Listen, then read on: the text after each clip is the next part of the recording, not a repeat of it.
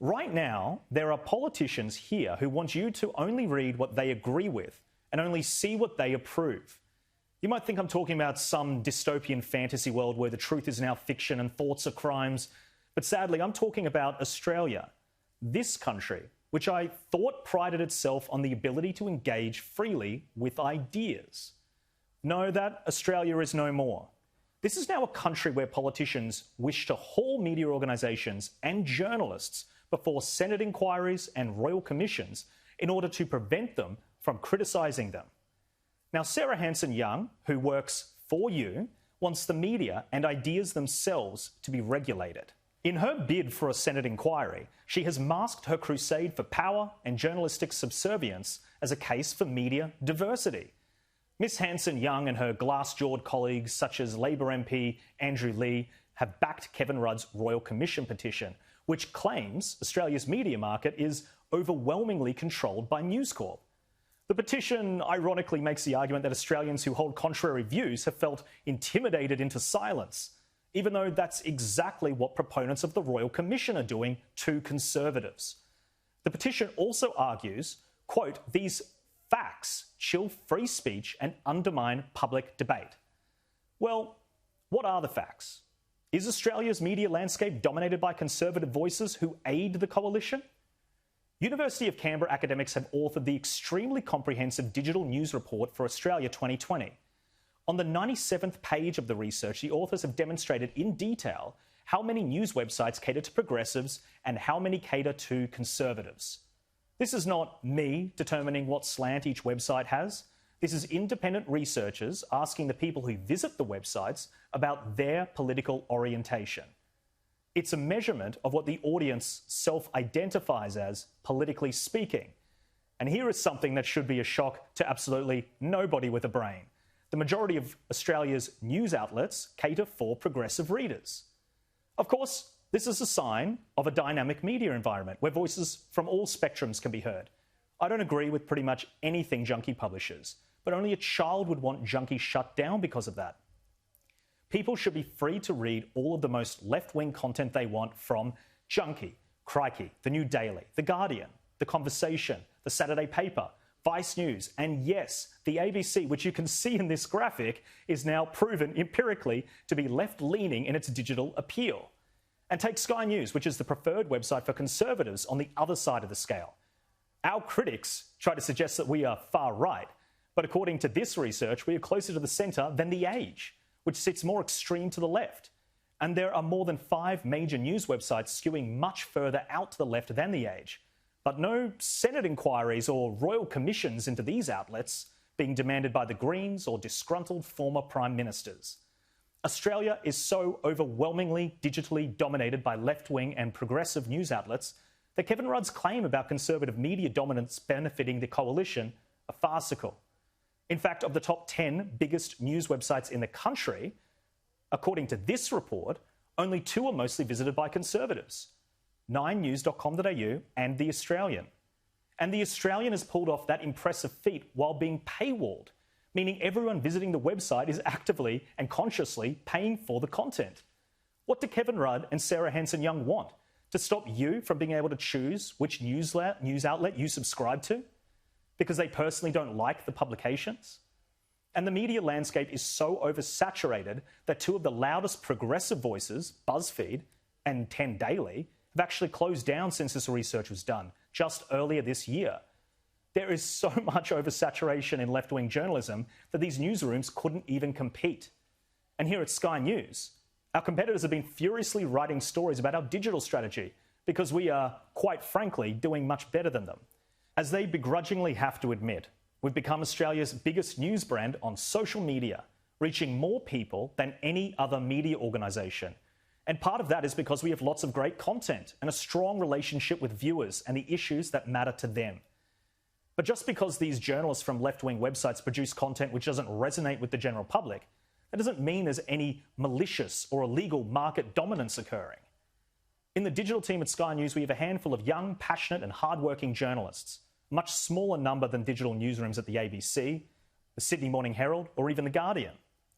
But we punch well above our weight by staying on issues the general public wants us to cover, such as overzealous lockdowns, diplomatic tensions with China, and yes, even daring to quote President Donald Trump. The ABC and most of these left-leaning organisations refuse to even quote people they disagree with anymore because they believe quoting a person, including the president, is endorsing their comments. Now, that has never been the case in journalism. This is a very new, foolish and dangerous mindset. And that's what happens in journalism when you tell your audience what to think instead of letting them decide for themselves. Your competitors beat you. The general public doesn't read you more frequently just because you take pompous, self-righteous moral stances on issues. These failing outlets could simply make their arguments, if they are so worried about opposing views resonating with a bigger audience than theirs. But instead, the media elite at the ABC and others have gleefully celebrated Rudd's petition instead of standing up for press freedoms.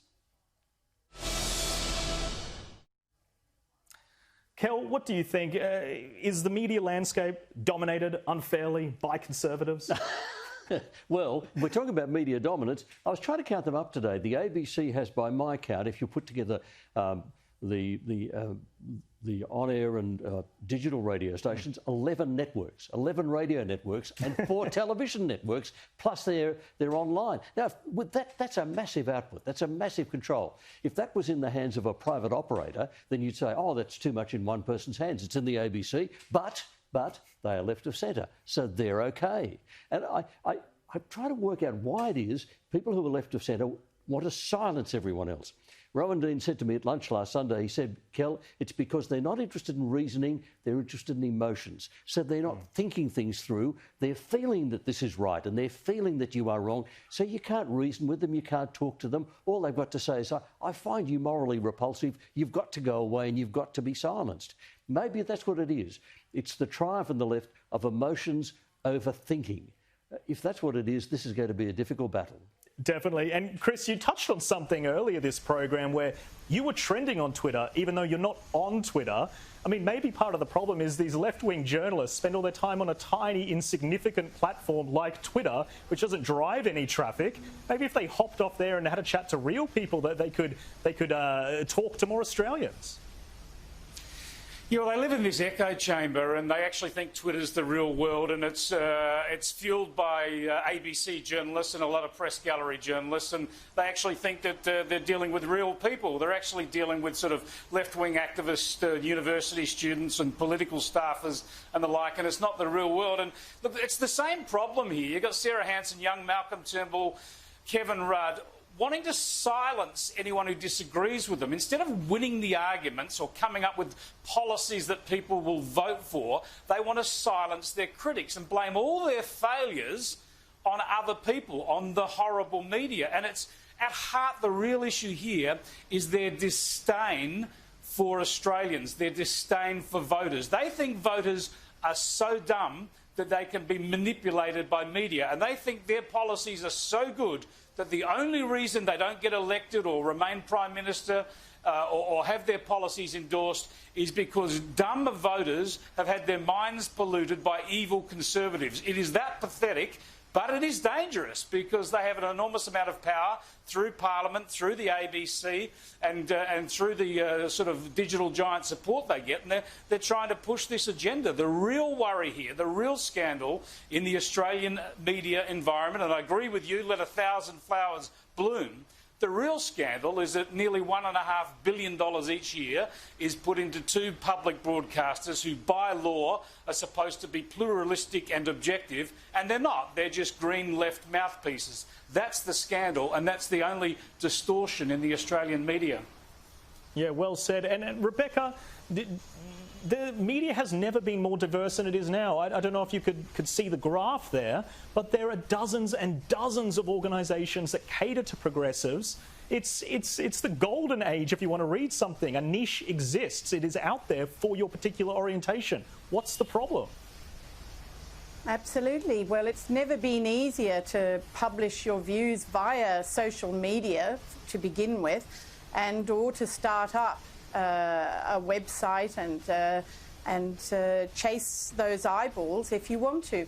But the real obvious agenda here is not that there is too little media diversity, but that there is too much. And when Kevin Rudd and Malcolm Turnbull and Sarah Hanson-Young tell you there's a problem, it's all about actually shutting down Australian media outlets. It's actually about throwing journalists whose publications they don't approve of out of work. I mean, it's quite extraordinary. This is what they want is the sort of media diversity that you get in Cuba, where every day you get, these sort of new articles and reflections from Fidel Castro beyond the grave.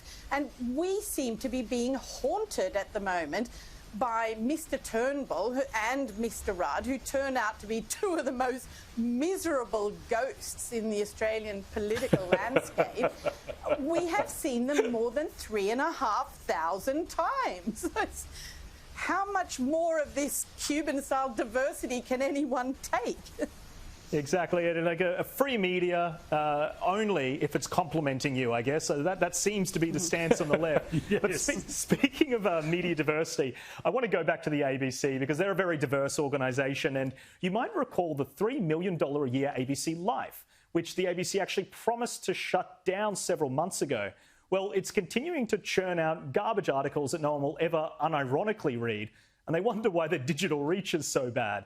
I wonder how much it actually cost and how long it took to write this headline, 3 simple things Angie tried to make new friends. Or what about this powerful piece of journalism, experiencing pleasure during your period? Kel, this kind of stuff is still coming from the ABC Life. They said they were going to reform this website. Yep. Millions of dollars a year. What's going on? The ABC does not need to react to the market. I mean, when it comes to News Limited, if people stop buying the papers, it goes out of business. If people stop watching Sky News, it goes out of business. The ABC, because they're getting our money out of our pockets, are insulated from the market. They don't need to deal with real people. If that's what they're talking about in Newtown and any inner suburbs, that's what they'll put on. But they don't need to actually take an interest in or respond to what ordinary, real, normal, quiet Australians are interested in. Well said. And Chris, what do you think? We've been talking about ABC Life. I'd love to make it a regular segment here, but it's still going. They said they were going to shut it down. That was months ago. Oh, mate, they are just off the planet. You say they've got diversity. Yeah, they got the socialist left, they got the green left, they got the hard left, they got every variety of left in the ABC. They love this sort of stuff. They love this sort of quirky stories. And they've loved the whole lockdown. They just look, think of them today, right? They've spent the last 48 hours on the ABC, all broadcasting from home, all getting cutesy stories about what to do in lockdown, backing the South Australian government. Good on them. They've locked down the state. They're mocking people like me who said it was an overreaction. And now how are they going to explain it? The whole thing was based on a lie and they're pulling it back because they just love backing what they think are the fashionable causes. They don't think for themselves. Just as Kel said, I agree 100% with Rowan Dean. This is the difference between the left and the right in politics. The left is driven by emotion and the right is driven by rational thought. And they don't think these things through. They go with where they feel that people ought to be going. It's all fashion.